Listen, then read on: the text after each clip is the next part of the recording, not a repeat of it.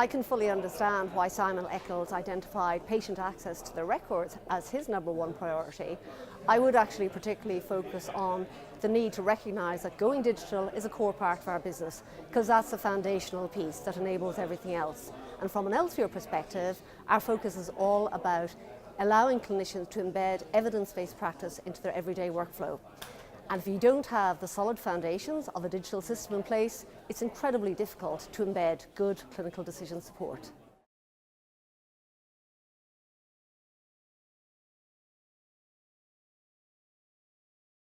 Well, AI clearly presents huge potential and opportunities for transforming healthcare in the NHS. But as we've heard just today at the Executive Leadership Summit, there are very significant challenges to overcome, primarily in relation to creating big enough data sets, and that requires effective data sharing and normalizing of that information. Within Elsevier, we're very much aware that solutions like order sets and care planning have the capacity to generate highly structured, really informative content. So our analytics experts and machine learning teams are looking at how we can develop that content at scale and work with our customers to enable people to deliver real clinical insights from the use of those solutions, and then, with appropriate clinical governance of course, feedback those insights to have a true closed-loop system to deliver better outcomes.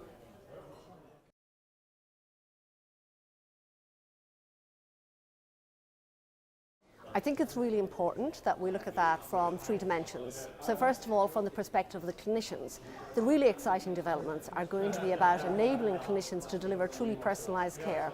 So not just delivering guideline and pathway recommendations that are personalised to the individual patient, but of course all of the great potential of precision medicine. Then we need to think about the patient. It's incredible when you look at technologies like voice recognition and chatbots and the way that can truly transform how patients can be empowered to be much more capable about being engaged in their self-care and engaging in shared decision making. And then I think the third dimension is in relation to healthcare institutions and of course their suppliers, because the bedrock of all of these systems has got to be about system interoperability and the ability to share and interchange data. If that doesn't work, if there isn't a big step change there, it's going to be a real break on everything else happening. So if I look at that then in relation to what we do at Elsevier, that's why our philosophy is that with our evidence-based information solutions for clinical decision support, we're system agnostic. Our belief is we need to work with our client systems, whatever is in that health IT ecosystem.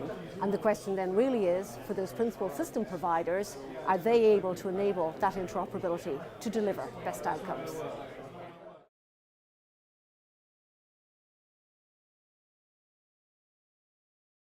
So our customers and healthcare organisations around the world are all telling us that they're really struggling to keep up with the sheer overwhelming volume of medical information that's being published all the time, and that's resulting from scientific advances. What they're looking for is to be able to use technology and content in a way that will make it really easy to embed that evidence-based best practice into their everyday clinical workflow.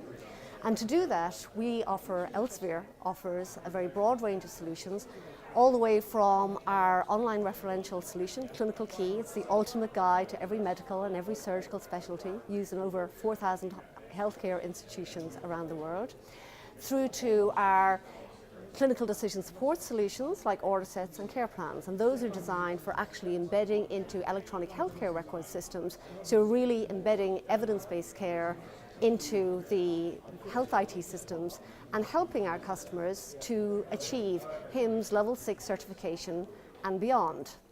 We also have our proprietary Arezzo solution, which enables clinicians to see very dynamic recommendations from clinical guidance that are truly personalised to the individual patient.